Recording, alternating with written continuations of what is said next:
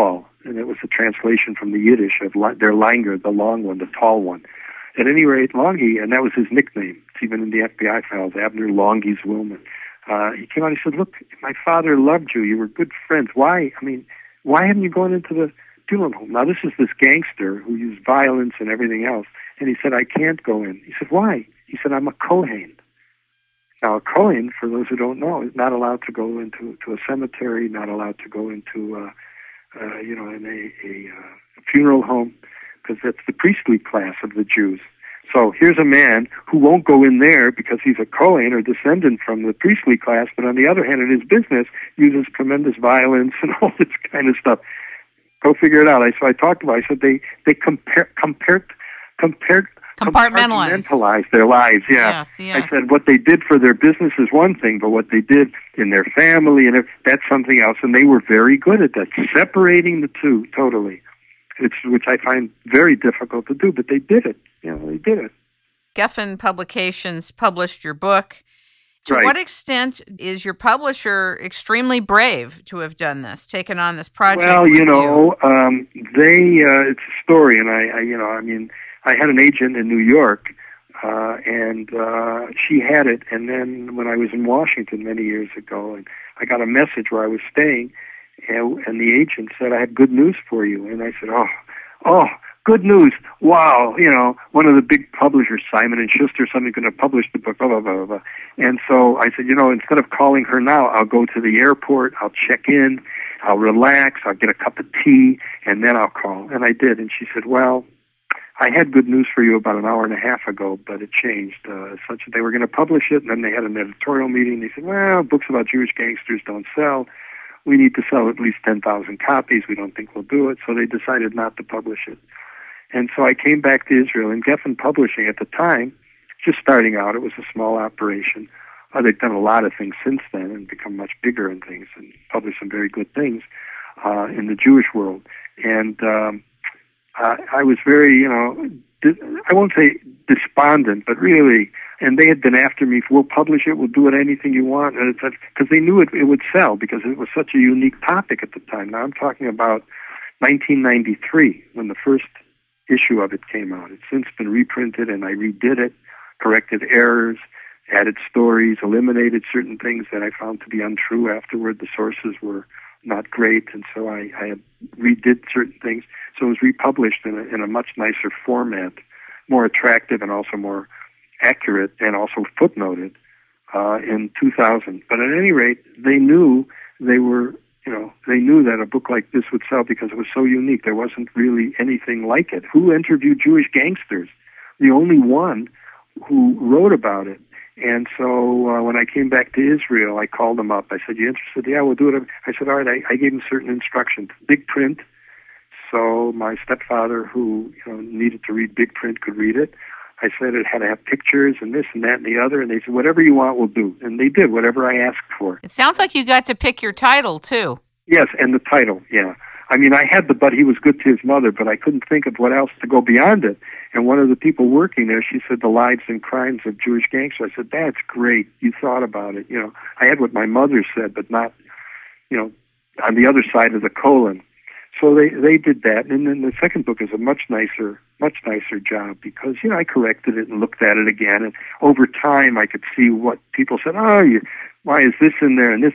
But, to be honest, I not that I suffered from it, but it in Israel, it was not an acceptable field academically. And being in the Department of Jewish History, it hurt me in a number of ways. Hurt me not physically or emotionally or anything, but in terms of academically, because it was not seen as a proper topic, especially from someone in the Jewish Department of Jewish History, writing about criminals, Jewish criminals. Colleagues loved it, but the powers that be thought that this was, not something. Why don't you write about Zionist heroes, and why don't you write about the great Jews, the good Jews, this, that, and the other? I always wrote about history from the bottom up. The first things I ever wrote, when I wrote about the Jews of Detroit, I wrote about the ghetto, the Jewish ghetto, and what their life was like. To me, that was interesting. What the average person, the common person, the ones who came as immigrants and struggled, and then their kids did this, that. And to me, that was interesting. Interesting. I guess it's because I was raised by grandparents who had been immigrants from Russia, who came to America in 1909. And I loved them, and they really loved me. They treated me, like, how grandparents are with grandchildren. I mean, I could do no wrong. I mean, and they were elderly already when my biological father had died. And so we all lived together, my mom, my grandparents, and me. She went to work, and they literally raised me. And so, in a sense, I grew up with my mother tongue was Yiddish, because they spoke Yiddish at home. And when they didn't want me to understand, they spoke Russian. I didn't, so... And when I spoke English, my mother told me I would sound something like this when I wanted to play with someone. I would say, "Boyes, you want to play with me?" I spoke like some immigrant that just got off the boat. I had this accent. And so, I mean, they influenced me in many ways, and I loved them. And so when I wrote the book, I wrote about their generation in America, the Eastern European Jewish. And so many of the things I wrote about and I have written about are not about the great leaders and things like that, but about the underside of Jewish history. In other words, not always crime, but the other side, which became much more popular some years ago in social history and things. And so I did that, and gangsterism was something I came across, like I said, and I always liked gangster movies and things, and so I thought, why not? Why not? And very little had been done. Practically nothing had been done. Is your book censored? No, nothing was censored. Except the first volume, the first book, I came across material that showed that there were Jewish gangsters who tried to sell warplanes to Egypt during the Arab-Israeli War in 1948. And I had that story in there, and I had good evidence for it, newspapers and all kinds of other stuff. Articles, they were arrested, they were tried, convicted, and the publisher said, look, let's leave them with a good feeling, don't publish it. Okay. So I left it out of the first edition. But in the last edition, which is the one that's available, in Barnes & Noble. The one that I read? Amazon.com. Yeah, the one you read with the black cover. Yep. Yeah, okay. It's got the little pistol point. Yes, yes. Yes, okay. Well, if you look at the end of it, there's a story about that these Jewish mobsters from Detroit and a few other places, bought planes, warplanes, World War II is over, and tried to sell them to Egypt. They got caught. Didn't have a license to export, this kind of stuff. And it was a whole thing that the planes would be flown from the United States to England with British pilots when they landed in London, and Egyptian pilots would take over and fly it to Egypt.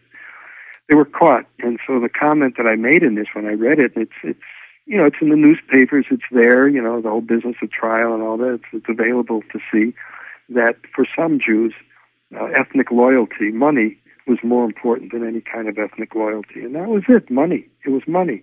And I interviewed a number of old-time Jewish newspapers newspapermen who are deceased now, who had been, one especially who had been involved.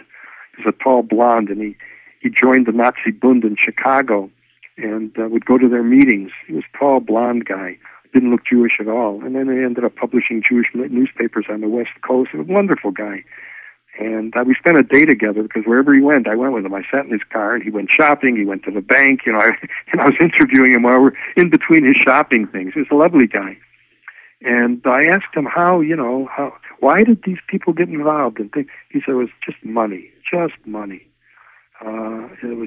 was it. And I asked him about Mickey Cohen and others because he knew them. He had been a crime reporter also in Chicago in the 30s and got involved. And he said, I would go to these Nazi Bund meetings, and then I would tell the gangsters where they were meeting, and they'd go there and they'd beat them up. Now you're talking about something like the Silver Shirt meeting. Share about that. Silver Shirt meetings, and they had, there was the Silver Shirts and the Bund. There was over 100 anti-Semitic organizations in the States, and you had this William Dudley Pelley and the Silver Shirts and all this kind of stuff.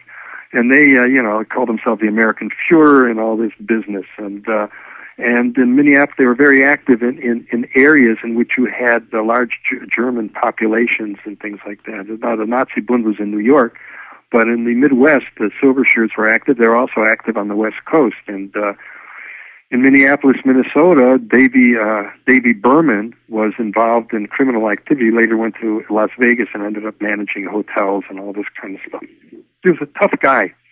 Came from the Midwest, and he hated these guys, and so they knew about these Nazi Bund meetings. The police would inform them or not the Bund, but the silver shirts, and he gathered his friends together, and they would break up the meetings, and they would beat these men to a pulp. I mean, they knew how to fight. They would use